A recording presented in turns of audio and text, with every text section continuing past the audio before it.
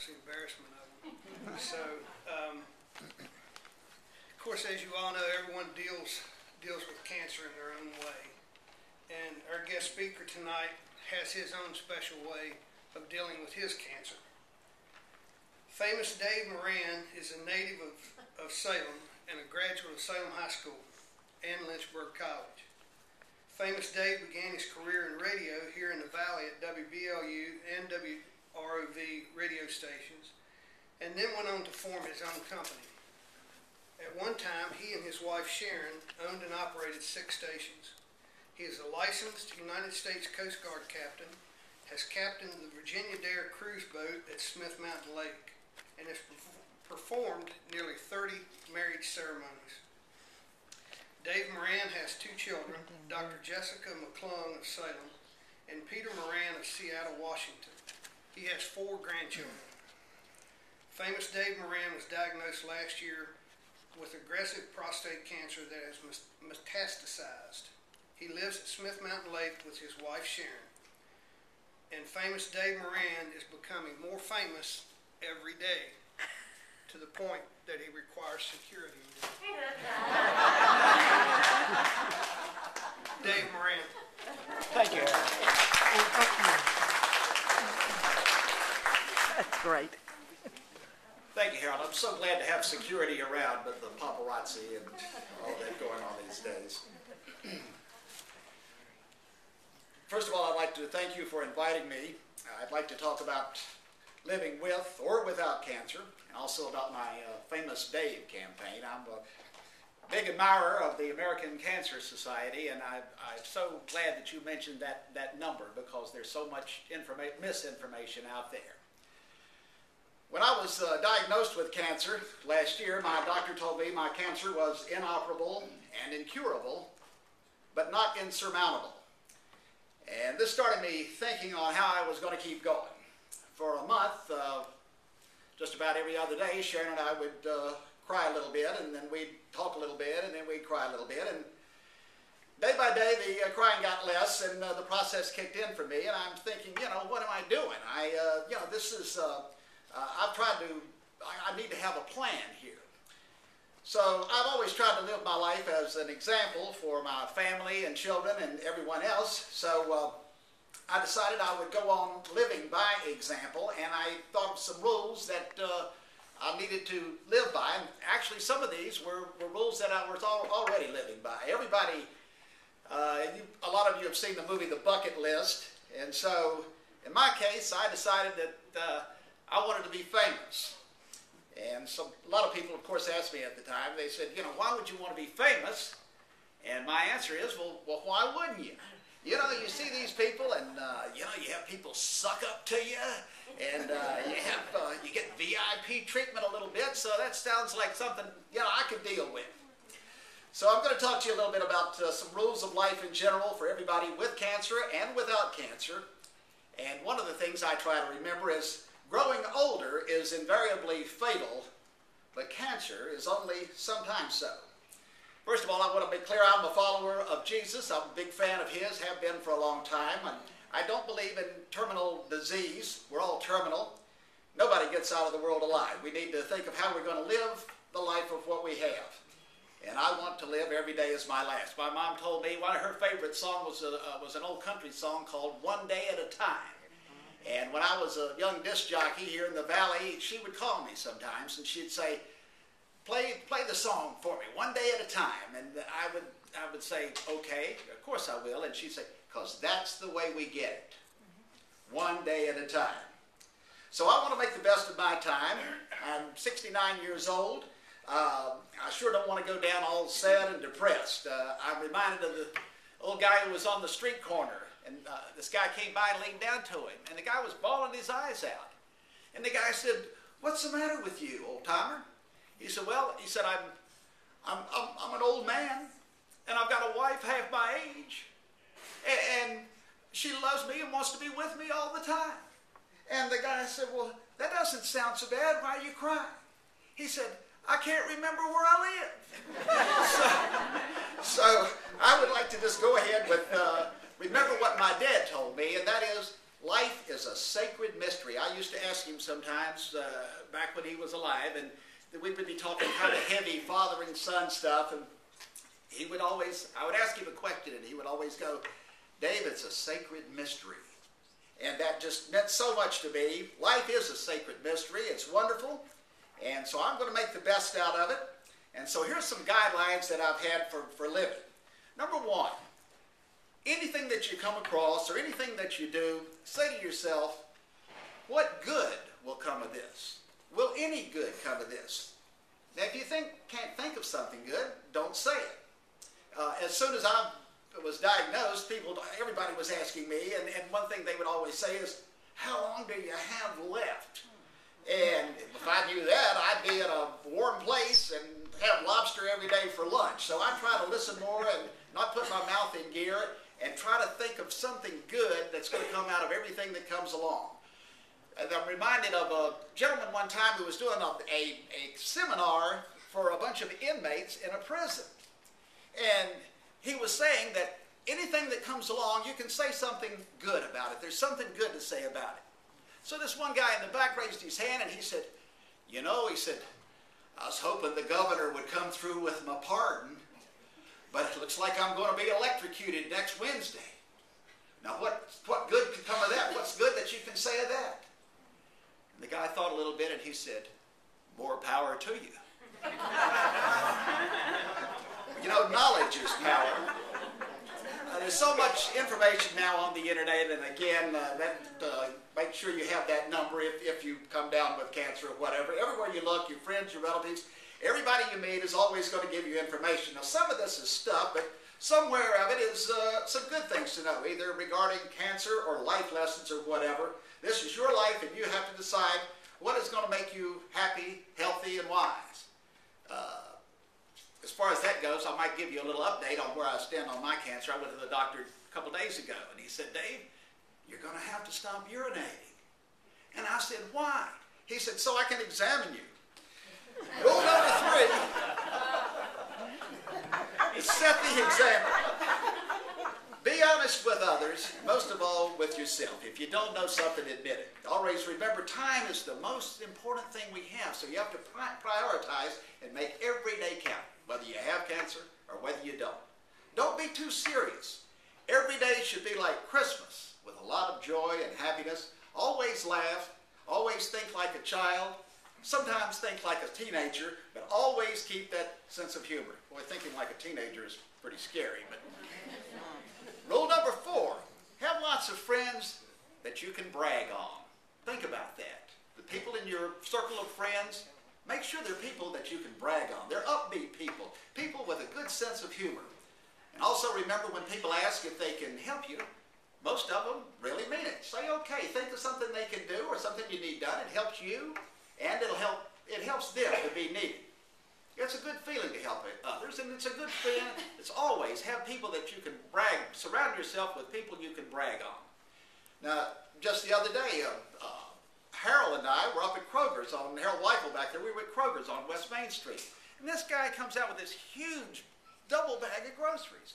And he gets almost to his car and he trips. Well, you know, Harold kicked him back over to him.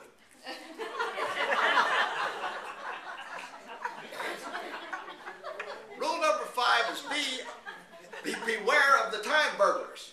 You all know who they are. These are the people that want to steal your time and steal your energy. They want to know how you do it, and in the process of telling them, they're always going to tell you about their sister's, uncle's, brother's, cousin who's got a hangnail or something like that. Well, you're interested in them, but not for hours on end. So have yourself an exit strategy so that you can escape without hurting anybody's feelings. Now, if this doesn't work, you might want to get on my website, famousdavemoran.com. This will be coming. The website is already up, but next week it'll be up and rolling even better. It's called famousdavemoran.com. One of the things you're going to find on there for these time burglars and these energy burglars is Famous Dave's Rocket. Now, in 1961, I guess, it was President Kennedy who said, I think we should put men on the moon and return them. And a couple years ago, Famous Dave Moran said, I think we should put men on the moon and leave a certain number of them there. So people that you're going to go on the rocket that I've already got reserved seats for, it's the guy that invented speed bumps. He needs to go. The guy that invented modern packaging, where you got to have a chainsaw, an ice pick, and a pair of scissors and a weed eater just to get into a bag of potato chips. That guy, he already has a reserved seat on my rocket. So, another one. These guys, whoever they are, that turn the volume up on commercials where they're 3 times the volume of the program, they're going. They're on the rocket. So if you think of anybody else, like I say, you'll be surprised when you start thinking about this. There's a lot of people you might want to put on Dave's rocket. Go to my website, nominate them. I may just reserve them a seat. So anyway, the people ask me a lot of times, why do you want to be famous? That's my campaign. I decided for my bucket list I wanted to be famous. Now I was kind of locally famous around here years ago when I was a young guy, and I was on WROV, and I would go, hey, you got the square bear from way out of nowhere, and that ding-dong daddy from downtown Roanoke with a cool sound, and around 102 for all you cats and chicks and guys and dolls and true lovers too. I'm sending my voice high above tall buildings where eagles fly, and sparrows don't even dare. So that was when I was only famous. So that was a long time ago. That was a long time ago, and now I want to go famous more on a national level. So we've got a lot of things going on. We've got a website, a lot of things going up there like that. I've got a lot of my friends that I've met over the years that are doing things for me to help me be famous. And so one of the things, as I say, people ask me why I want to be famous, and the answer is, you know, why wouldn't you? So I'm looking forward to moving on. I hope you guys are going to be seeing me before too long on some of the talk shows. I'm very serious about this. I've already got a lot of traction. We've had over 20,000 hits on our website. We just got it up. So there's a lot of things going on. I've got several chapters of famous Dave Moran website, several chapters of the fans, and they're all over. Right now we have one in Massachusetts. We've got one in California. We've got one going in the state of Washington. So that's going to help me be famous. Some of the other things that you'll find on there, in addition to my rocket, are a lot of other things, and some of them are pretty far out, but I think you'll find them to be a lot of fun. Some of the people that I've got a lot of folks, friends of mine that have helped me, are going to help me as I get rolling with this. This fellow here is a friend of mine. This is a world premiere. This is the first time this has ever been shown. I just got this the other day. He's a good friend of mine. I've been out to his ranch out there in Nebraska, and just got this the other day. There's one little word in here that's not very nice, so I hope... I got the iPad. Okay, so you're going to take care of that. Okay, here's one of the things that you'll be seeing pretty soon and on YouTube and on television and other things. Go ahead, Jessica. How y'all doing? This is Denzel Washington. My goal here today, it's actually there in the cable guy, but I get confused with Denzel a lot, especially from the backside. My goal here today is to make Dave famous. You say, who is Dave? Dave Moran. That's who it is. And here's what I know about being famous. If I could be famous, Dave could be famous. I don't even know what the hell I do. I'm famous. So let's make Dave famous. I've known Dave since he was a little skinny Asian kid. Now look at him. Just a regular white dude. I don't know what he does, but I'm going to make him famous. I know that much. Dave, good luck in your rise to fame. And remember us little folks on the way to the top. Now, remember this, though, if you're going to be famous, it's okay to crack your knuckles. Just don't knuckle your crack. You know why that's, I don't even know what that means. But anyway, Dave, good luck on your quest to be famous. Life's short. Let's make it count. Try and be famous. But if you don't, who gives a shit? It's overrated. All right.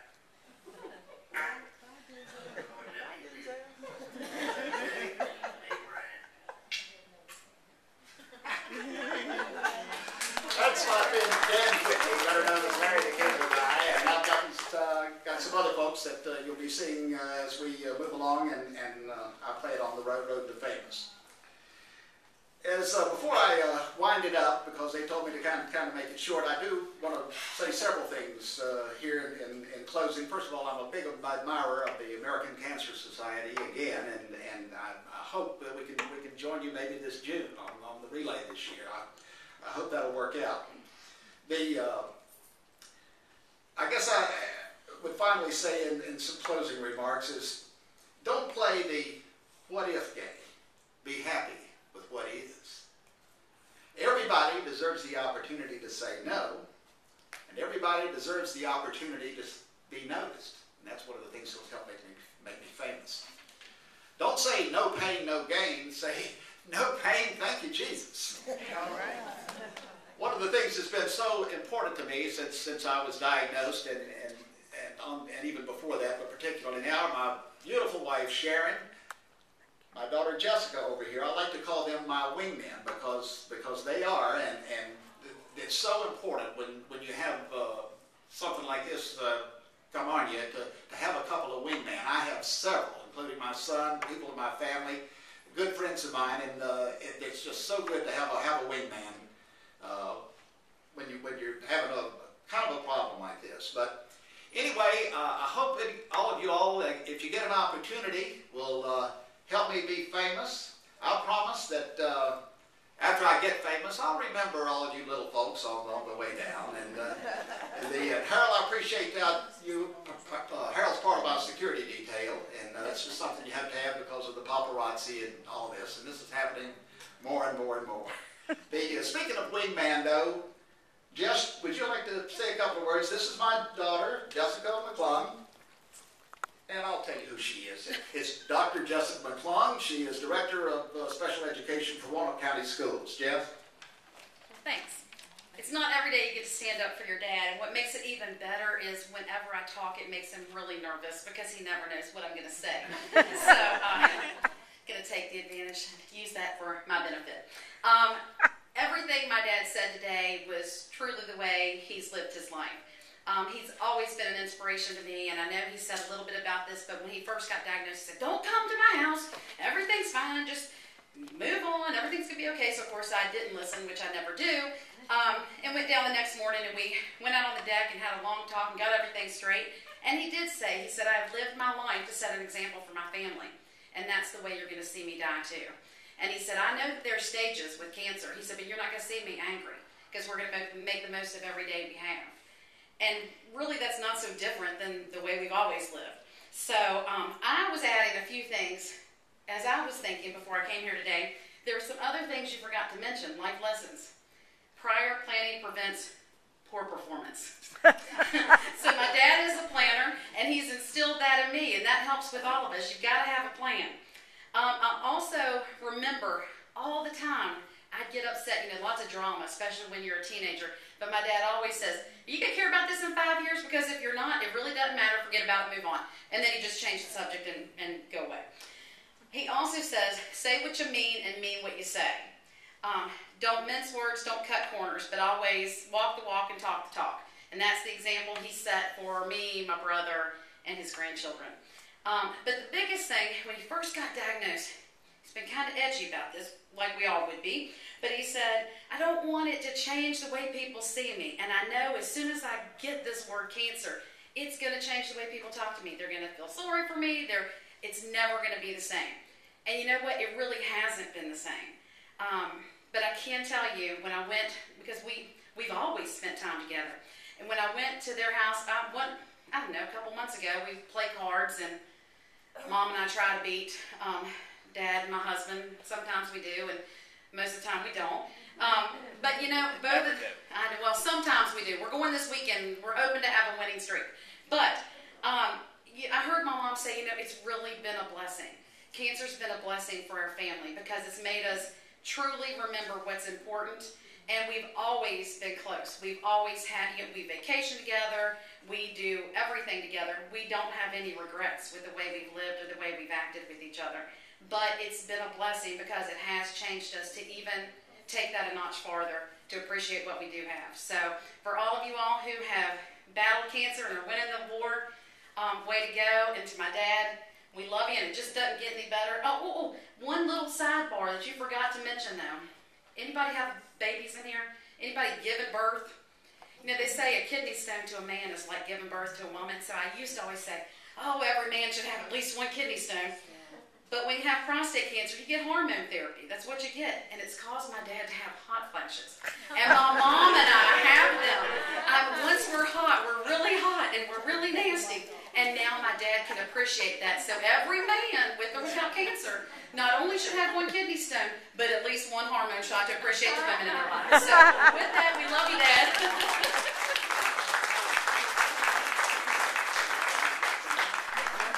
I want to apologize to all of the ladies that for every hot flash joke I ever told. In closing, though, again, I want to thank you for asking me to come up here this evening and speak to you. And we appreciate it so much. We'll be heading back down to the lake. Anything that we can do to help our friends with the American Cancer Society, we're certainly going to. And in closing, just again, also, let me remind you one more time, if you want to go on our website, it's www.famousdavemoran.com. And we also are on Facebook, which is Famous Dave Moran. So if you will go on there and like the site, if you will, or whatever, or if you got a comment, we'd be glad to read it. There's going to be a lot of stuff on there, including a lot of stuff like this. So I'm on my way to the top, folks. Appreciate any help. When I'm famous, I'm going to remember all of you. Remember, you can't beat the person who won't give up. And when it comes to cancer, we're on the edge of possible and likely. That's where we're at right now. So thank you so much for letting me come up, and I hope to see all you people again real soon. Thank you again.